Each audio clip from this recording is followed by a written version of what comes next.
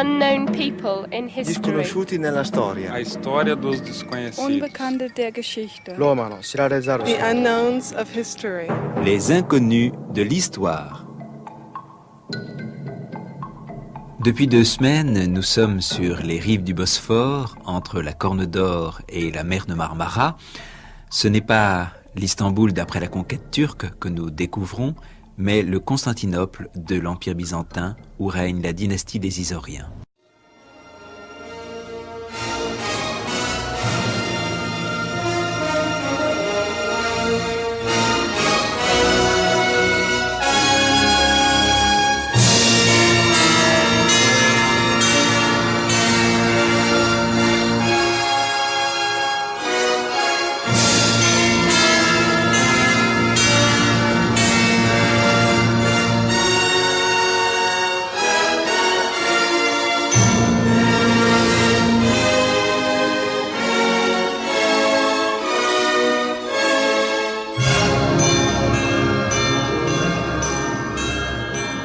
Topographiquement, quels sont les lieux névralgiques de la ville?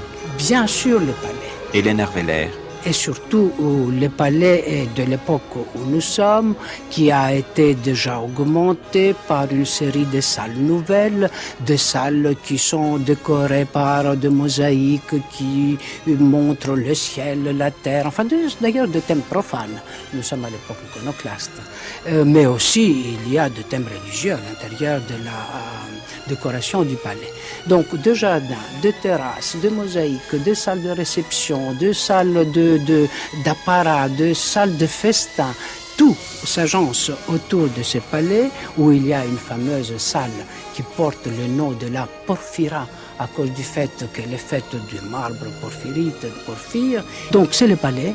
À côté du palais, comme point névralgique et central, nous avons l'hippodrome. L'hippodrome qui joute le palais et où le peuple, représenté par les divers partis sportifs, c'est-à-dire le bleu, le vert, se réunit pour pouvoir manifester sa joie, suivre le triomphe de l'empereur, mais aussi manifester sa colère. Parce qu'il faut dire que les plus grandes manifestations, séditions contre la politique impériale se déroulent dans l'hippodrome ou par l'hippodrome vers toute la ville de Constantinople.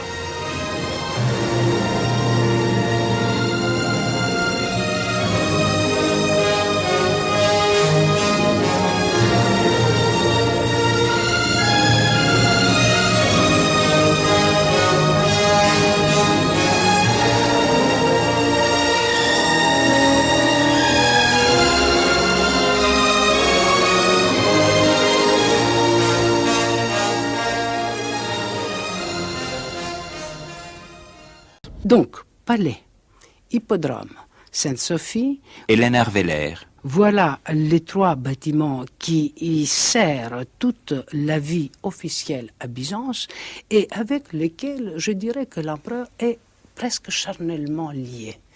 Parce qu'il a sa loge, bien sûr, dans l'hippodrome, là où aussi les chefs de famille devaient avoir leur place. Et c'est un bel élément d'évaluation de la population, l'hippodrome, parce que nous savons qu'à peu près, il avait 30 000 places. Il faut concevoir qu'il y avait à peu près 30 000 familles, disons. Bien sûr, c'est plus que cela, mais il était construit pour cela. Voilà donc cette ville qui a des murailles extraordinaires dans la mesure qu'ils sont plusieurs fois fortifiées. Au 8e siècle, il y a deux murailles, 2 enceintes. Il y a les enceintes, l'enceinte terrestre et l'enceinte bien sûr maritime, mais nous avons les grandes portes qui mènent vers l'extérieur, les millions comme ils disent, parce que la route était mesurée par des pierres millières. Je dirais la grande importance de la rue centrale de la Messie. Elle est flanquée de grands portiques à 2 étages, qui devient une sorte de promenoir, je dirais, pour la mondanité constantinopolitaine. Ce qui est le cas aussi de l'Augustaion, qui Exactement. est entouré de portiques. De la place, justement. Cette grande rue centrale est entrecoupée par une série de places qu'on appelle le fori à Constantinople, c'est-à-dire du terme romain. Et ces places ont toutes au milieu une statue, et cette statue-là qui donne le nom à la place. Nous avons la place de Théodose, du Taurus, etc.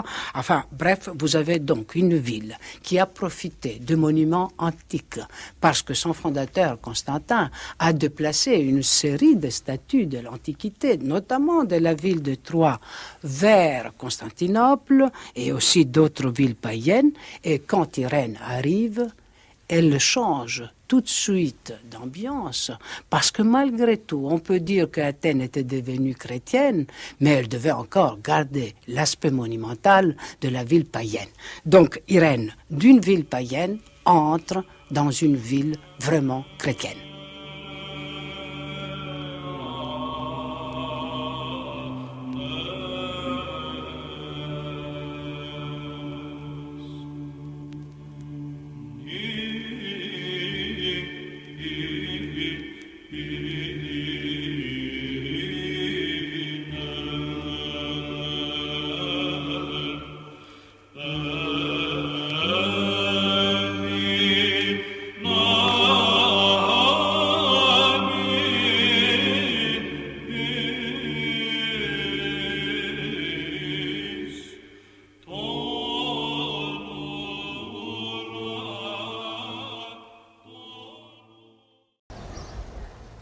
Alors dans cette ville de Constantinople dans laquelle nous sommes entrés, quelle est l'importance et la symbolique de la personnalité impériale?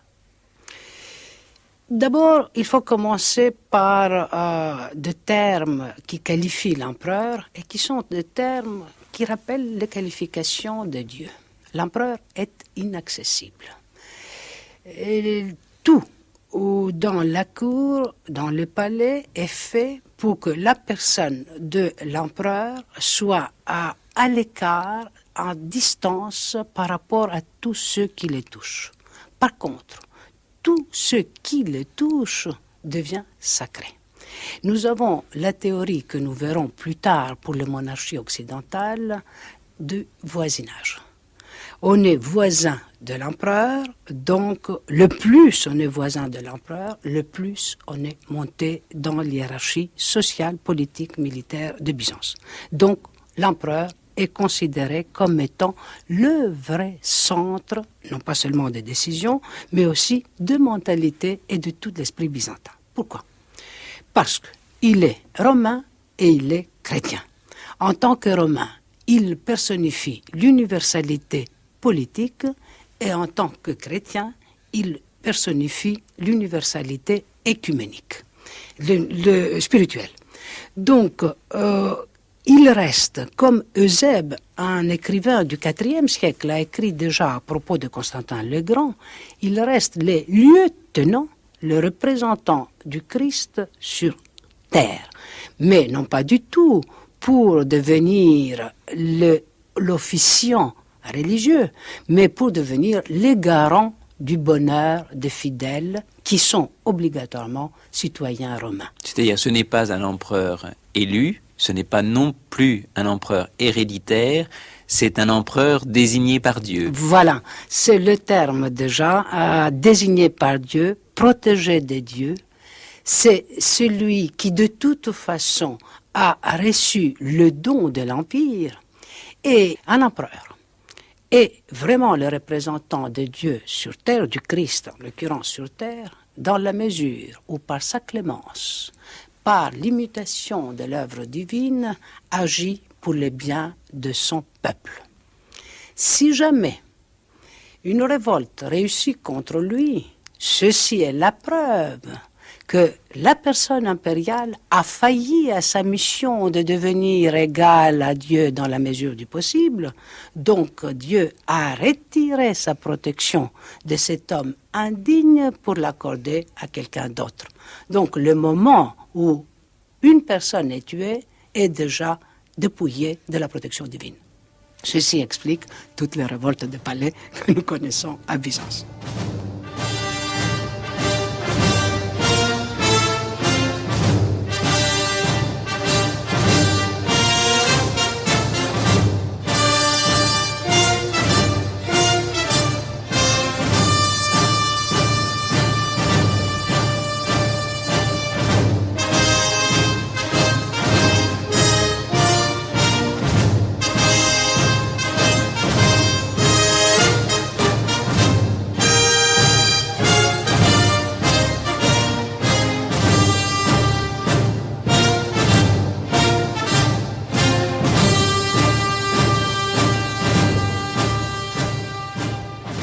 Alors, à l'époque où nous sommes, c'est-à-dire au 8e siècle, sous la dynastie des Isauriens, il n'y a pas de charge, d'empire héréditaire, et pourtant, il y a une succession presque par ordre de primogéniture d'un empereur à l'autre qui s'empresse d'ailleurs de couronner son fils souvent lorsqu'il est un enfant, même en bas âge, 5 ans ou 10 ans, pour lui assurer la succession de l'Empire. Oui, les Byzantins voulaient de toute façon rester fidèles à la tradition romaine. Donc on ne pouvait pas parler de dynastie. L'Empire est une magistrature qui va au plus méritant. Il suffisait que ces méritants soient chrétiens et bien sûr romains. Mais il y avait quand même eu un souci d'établir les éléments constituants du régime impérial.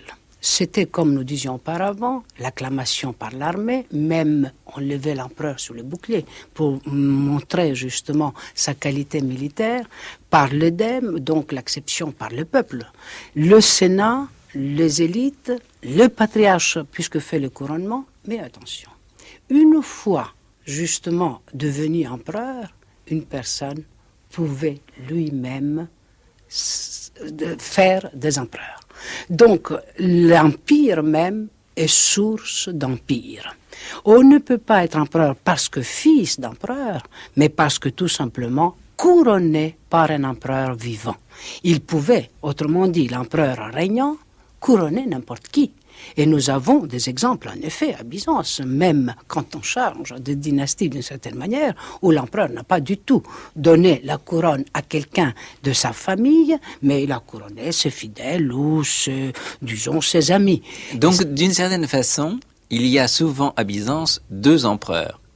Plusieurs même. D'où le besoin de parler d'un grand empereur, le mégas, comme on dit en grec, empereur, c'est celui qui est l'empereur régnant. C'est lui qui peut faire des empereurs. À partir de 780, la situation est un petit peu particulière, puisque l'empereur déjà couronné par son père est Constantin VI, il n'a que 10 ans en 780, et il y a à côté de lui une impératrice, sa mère, qui est la régente. Alors, est-ce que, même âgé de 10 ans, le seul empereur, le seul basileus est Constantin VI, et quel est le rang d'Irène régente impératrice à côté de lui à ce moment-là?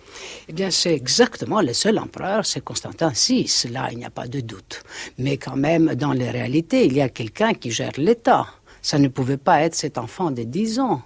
Donc, la mère, Irène, se trouvant au cœur du palais, ayant fait appel à sa parenté, à des gens de sa famille pour l'aider, se trouve progressivement maîtresse de rouage de l'État. Et étant toujours la mère, je crois qu'elle prend soin à ce que son fils ne s'intéresse pas tellement aux affaires de l'État, disent les gens d'aujourd'hui, mais de toute façon, je crois qu'un prince impérial du tempérament de Constantin VI, tous disent qu'il avait un peu le tempérament de son grand-père, c'est-à-dire de Constantin V, les conduisait souvent en dehors du palais vers la chasse. D'ailleurs, Constantinople est entourée de lieux de chasse extraordinaires, il y a même de palais de campagne, et vers une vie qui n'est pas celle de quelqu'un qui s'intéresse aux affaires de l'État. Donc, Irène, indépendamment de sa tutelature officielle à ce moment, est la vraie maîtresse du gouvernement byzantin.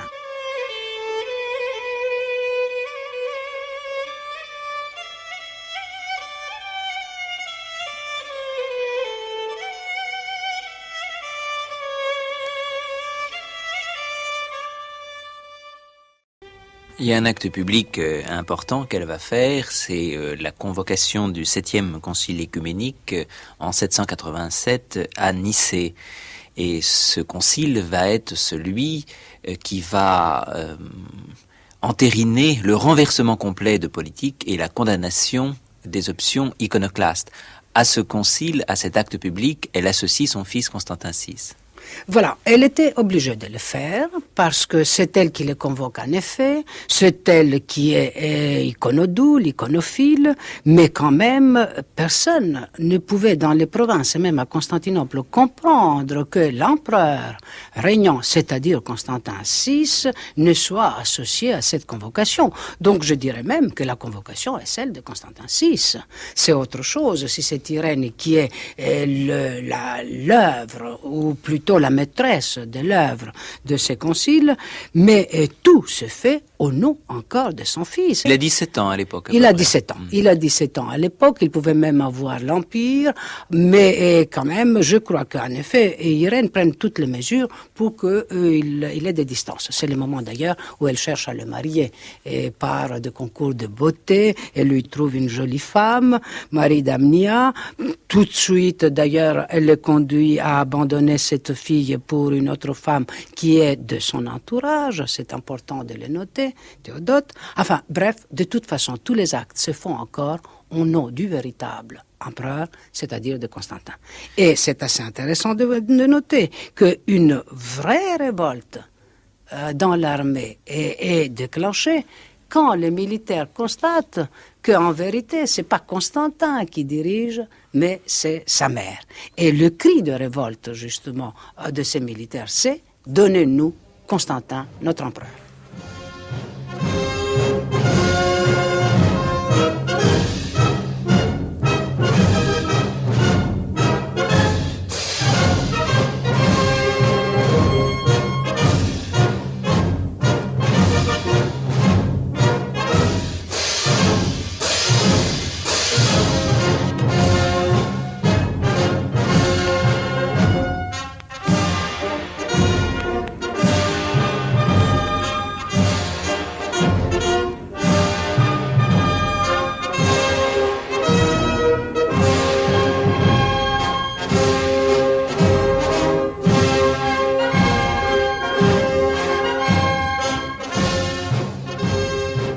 Lorsque le concile écuménique s'ouvrit à l'église des Saints-Apôtres le 1er août 786, 2 corps de la garde, les scolaires et les excubiteurs, envahirent l'église et dispersèrent les évêques.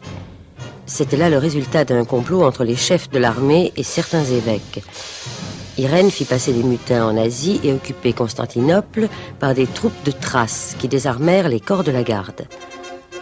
Un nouveau concile fut convoqué à Nicée en mai 787, mais ne s'ouvrit que le 24 septembre. Il comprit de 330 à 367 évêques, 2 légats du pape, un grand nombre d'higoumènes et de moines. Ces travaux, terminés le 23 octobre suivant, eurent pour objet la condamnation des décrets du concile iconoclaste et la constitution d'une apologétique des images et de leur culte fondée sur les autorités bibliques et patristiques, ainsi que sur la réforme de l'Église dont l'ordre avait été troublé par la querelle iconoclaste. L'influence des moines, qui avaient blâmé la réception par le concile des évêques iconoclastes repentis, apparaît dans les canons disciplinaires qui interdisent l'intervention des princes temporels dans les élections épiscopales.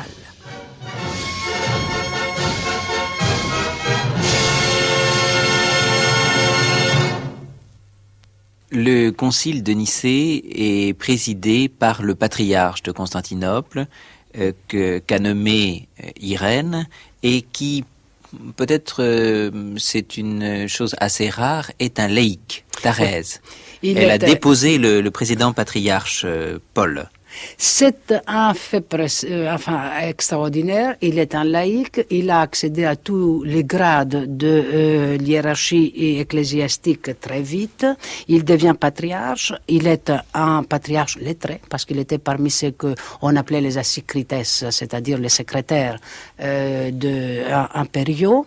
Mais nous aurons un exemple encore plus important puisque ça a fait école cette attitude d'Irène, c'est le fameux patriarche Photius, quelques années plus tard, c'est-à-dire celui qui pratiquera le premier schisme avec Rome, était lui aussi un fonctionnaire impérial qui très vite est devenu patriarche. Donc on sent qu'on a besoin avant tout, pour gérer le patriarcat, deux hommes qui connaissent non pas seulement, je dirais, la liturgie ou les habitudes ecclésiastiques, mais surtout des hommes capables de gérer les affaires politiques, les affaires sociales et aussi de répondre philosophiquement à un parti que nous connaissons mal, le parti des iconoclastes, mais qui semble avoir la possibilité de puiser dans des textes antiques et même de pères de l'Église des arguments contre les icônes. Déjà à cette époque, c'est-à-dire à l'époque 780-790 où Irène est régente, elle s'entoure de personnalités prises parmi les eunuques. Et notamment son principal ministre est Staurakios, qui va l'accompagner presque jusqu'à la fin de son pouvoir politique. Il sera éliminé quelque temps avant Irène. Alors, quel rôle jouent ces eunuques à Constantinople ? Il faut dire que la maison de l'impératrice, parce que l'impératrice avait une maison comme bien sûr l'empereur, était surtout peuplée d'eunuques pour des raisons qui concernent, je crois, disons, la morale courante, on peut dire. Je croyais que l'opération était interdite sur des jeunes garçons. Oui, voilà. Alors, cette opération était interdite dans le territoire impérial. Nous avons une série de textes qui disent que ce n'est pas permis justement de rendre des hommes eunuques sur le territoire impérial. Mais rien ne dit. Rien n'empêche plutôt de recevoir des eunuques venus des endroits qui ne sont pas ceux du territoire impérial. Mais puisque nous avons cette interdiction répétée plusieurs fois dans les textes législatifs, je tire tout simplement la conclusion qu'elle n'était pas respectée. Toujours est-il que l'utilisation des eunuques, des hommes sans barbe, les imberbes comme on dit, c'est absolument courante dans les palais impériaux, notamment en ce qui concerne la maison de l'impératrice. Mais l'empereur, lui aussi, les utilise, notamment en ce qui concerne les charges concernant la bouche, comme on dit, et aussi, enfin, le quotidien de sa personne. Est-ce qu'ils n'ont pas même un statut privilégié ? Il ne faut pas le dire parce qu'ils ont des fonctions qui sont particulières. Si maintenant ces fonctions sont accompagnées de certains privilèges, c'est autre chose. Mais quand plus tard nous avons eu des personnes non eunuques exerçant les mêmes fonctions, nous avons vu les mêmes privilèges. Donc tout se fait à Byzance au nom plutôt de fonctions de charges et non pas du tout des personnes qui les exercent. Mais il faut dire qu'au moment où nous sommes, Irène, comme toutes les impératrices, a dans son entourage des eunuques, Stavrakios, Staurakios, comme vous dites, ou Aetios, enfin, sont de gens qui sont d'une intelligence quand même pas commune, et ce sont eux, surtout Stavrakios, qui exercent le pouvoir. Et il faut dire que nous les voyons aussi mener des opérations militaires d'envergure, parce que c'est justement Staurakios qui impose aux révoltés slaves de régions balkaniques, plus particulièrement grecques, l'autorité impériale. Donc il ne s'agit pas, il ne faut pas avoir une image dégradante de ces eunuques, il s'agit de personnes qui sont absolument élevés dans le respect, je dirais, de coutumes de l'Empire et qui ont la possibilité ensuite d'exercer des fonctions grâce à leur intelligence ou leurs compétences qui sont parmi les plus hautes de l'Empire, sauf bien sûr l'Empire lui-même.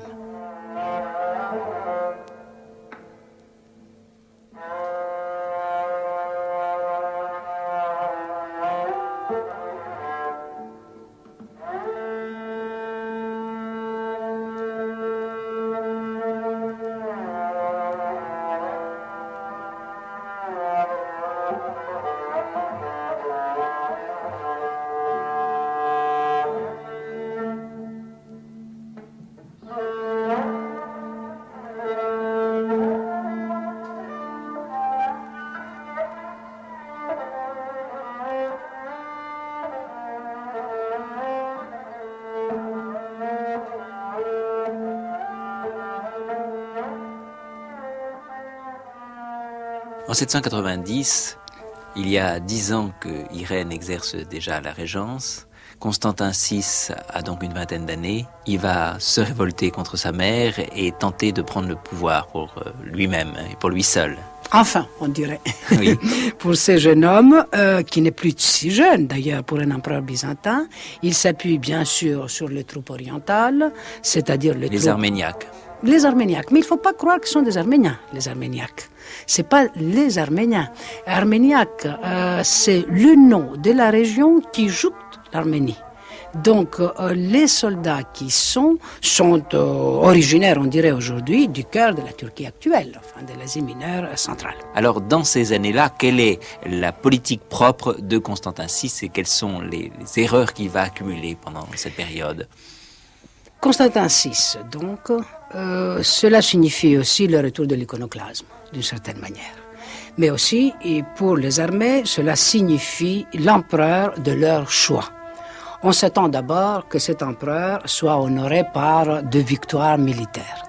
Ce ne fut nullement le cas.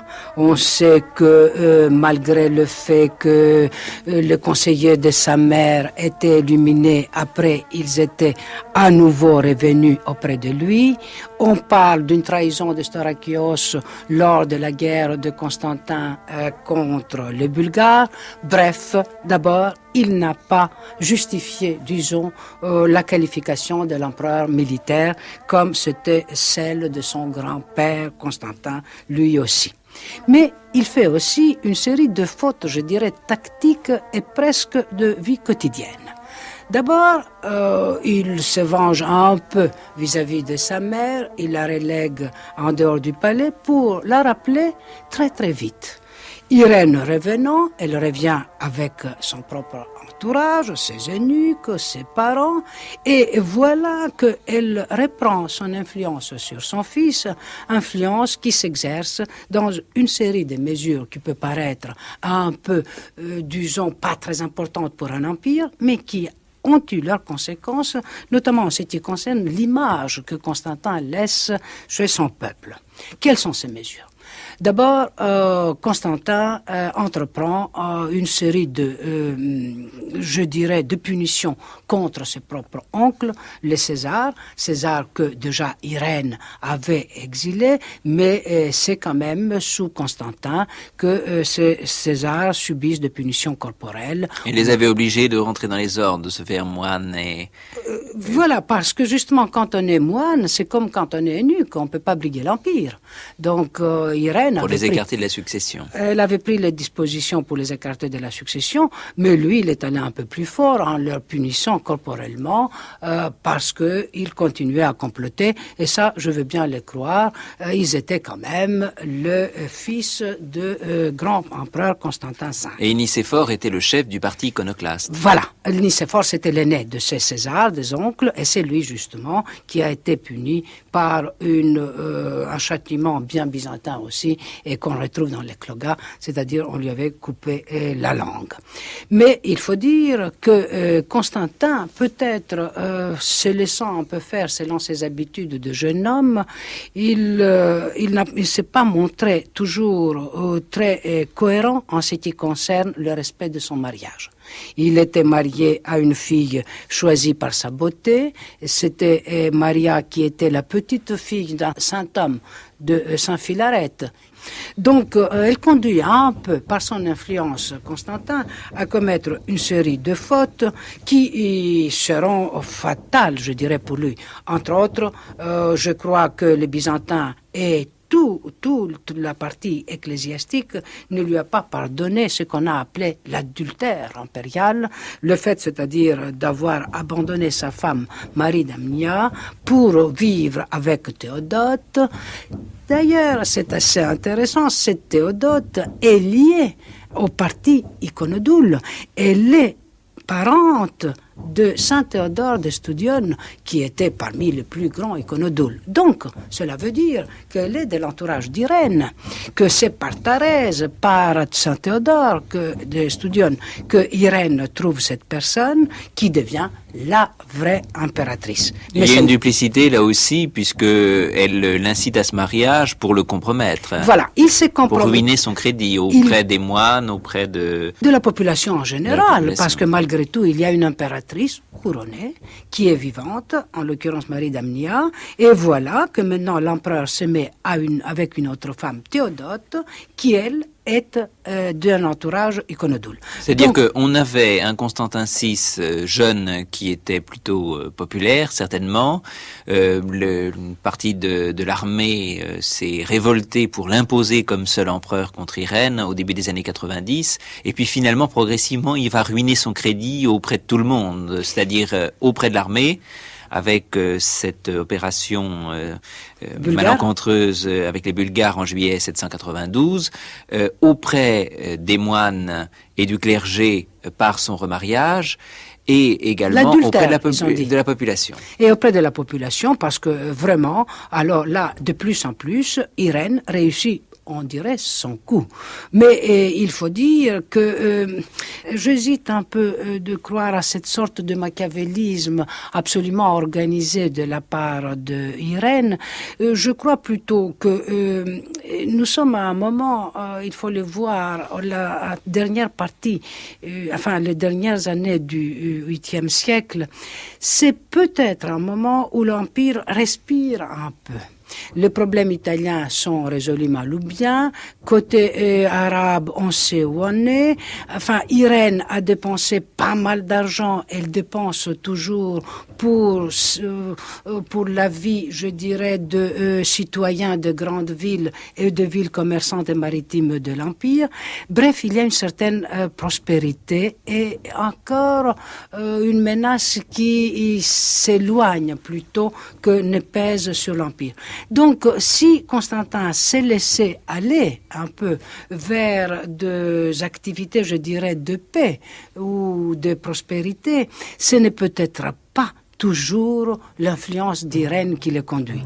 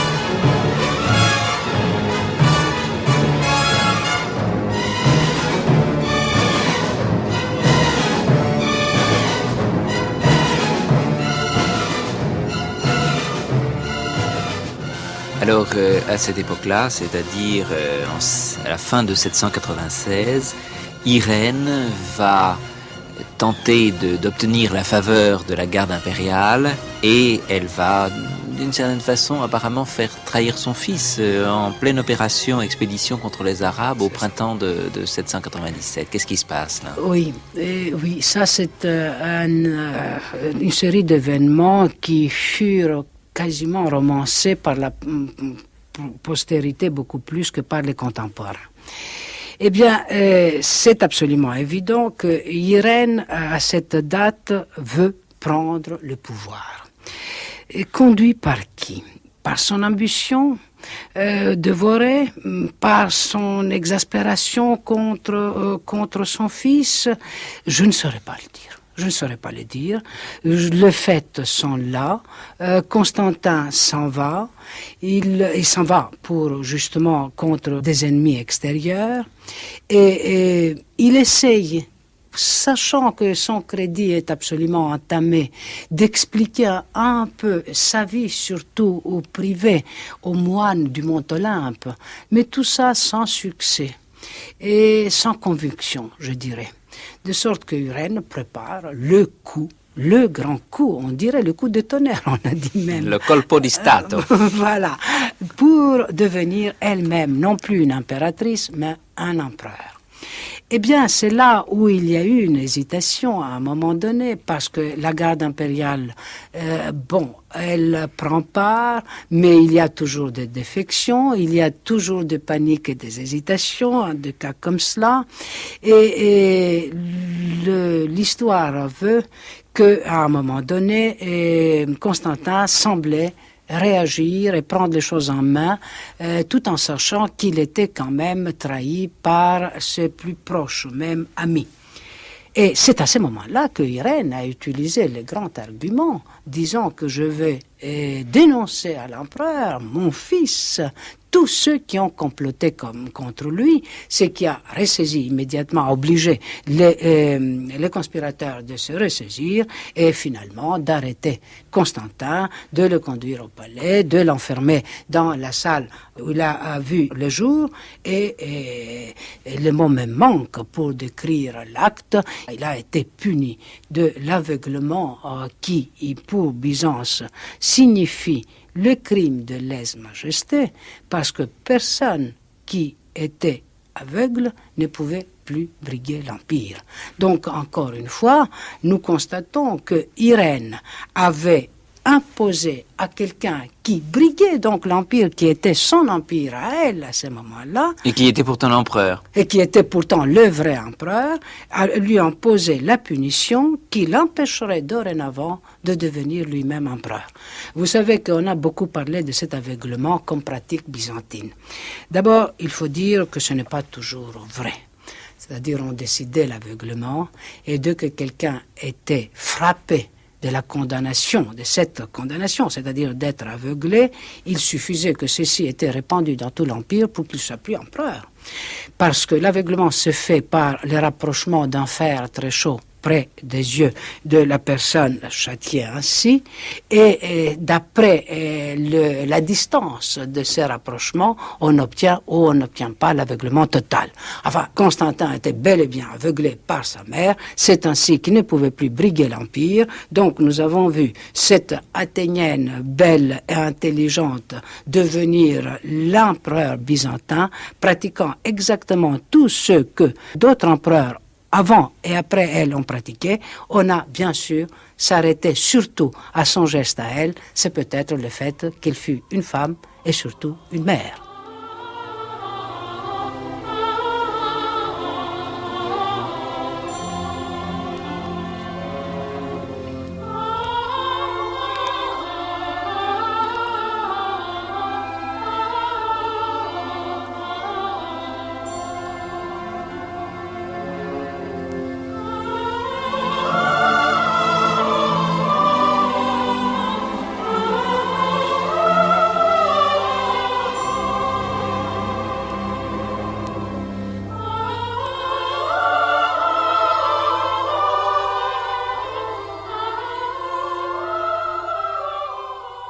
Hélène Herveller, durant la période 797-802, Irène va donc exercer seule le pouvoir comme empereur pendant une période brève, 5 ans, mais qui s'ajoute tout de même à la période de régence de 10 ans. Alors, quelle va être sa politique durant ces 5 années? Sa politique de 5 ans, c'est la continuation de sa politique d'avant. Et je vous dirais même qu'en matière de politique étrangère, son fils n'a pas innové énormément, ni d'ailleurs en matière de la politique intérieure aussi. Donc, Irène a eu un temps confortable pour exercer une politique et marquer l'histoire byzantine. C'est une quinzaine d'années à peu près. Et nous constatons 2 choses. D'abord, sa politique, je dirais, maritime et commerciale. Byzance, toujours, est séparée dans 2 zones de civilisation, de culture et même économique et sociale. La zone intérieure, orientale, qui est une zone rurale de grandes propriétés et de petits paysans, et une zone maritime, commerçante, ouverte au commerce de choses, des idées et des hommes. Irène, en tant qu'athénienne, donc grecque d'origine, a favorisé la partie maritime et commerçante de l'Empire, la zone maritime et commerçante. Comment? En passant d'abord des accords avec les Arabes. Elle cesse le conflit arabo-byzantin, dans lesquels se sont surtout illustrés ses prédécesseurs, les Isoriens. Si les Isoriens sont de grands empereurs, ce sont parce qu'ils ont arrêté justement la progression arabe. Mais cette progression arabe se manifestait sur terre et se manifestait aussi sur mer.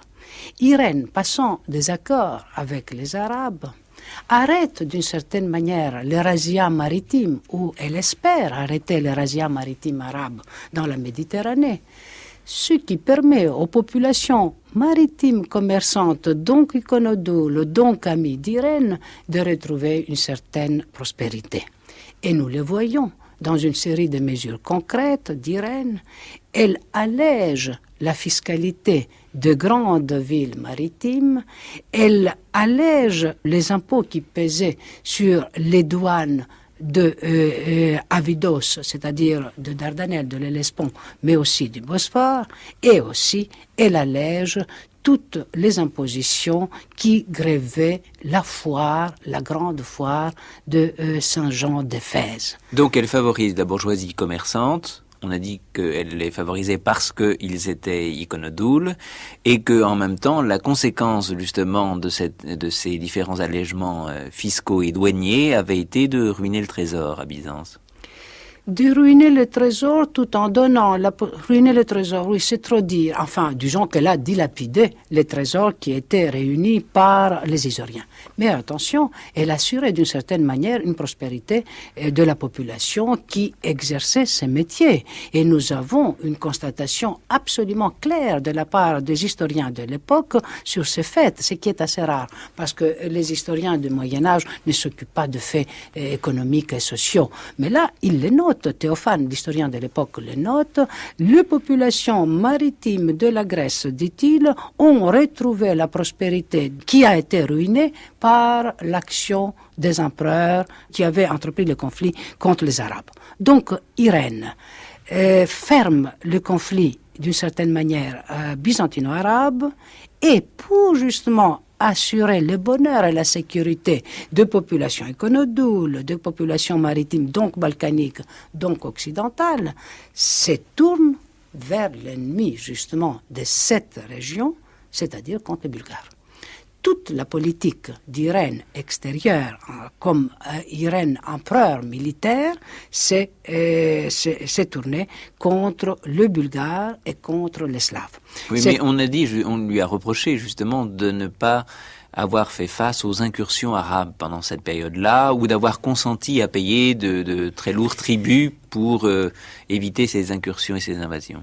C'est vrai, mais c'était un choix. Parce que justement, Byzance se trouvant entre l'Orient et l'Occident menaçant, l'Orient sous l'aspect arabe, l'Occident sous l'aspect bulgaro-slave à ce moment-là, il y avait une sorte de choix à faire. Alors quel danger représentent les Bulgares pour Byzance? Mais les Bulgares, leur État est formé à la fin du 7e siècle. Il est formé dans un territoire qui appartenait à l'Empire, c'est-à-dire le territoire danubien du sud du Danube. Donc, ils ont la possibilité de faire des incursions jusqu'à Constantinople. Ils ont menacé Constantinople même. Surtout, ils ravagent le territoire de Thrace et de Macédoine successivement. Ils trouvent des connivences chez les populations slaves qui sont déjà installées dans la Grèce par infiltration, comme nous disions auparavant.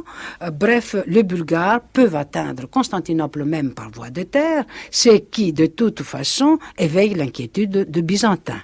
Mais les Arabes sont beaucoup plus importants et plus menaçants pour l'Empire dans la mesure où ils se présentent sous un double aspect, c'est-à-dire l'aspect d'abord continental et l'aspect maritime.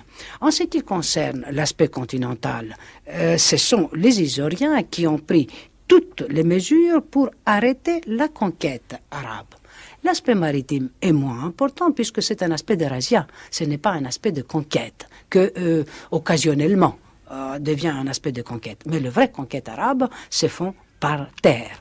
Donc, quand les Isauriens, Léon, Constantin, arrêtent la progression arabe, on se trouve dans une sorte de bonheur et de prospérité pour les populations asiatiques, c'est-à-dire les populations iconoclastes.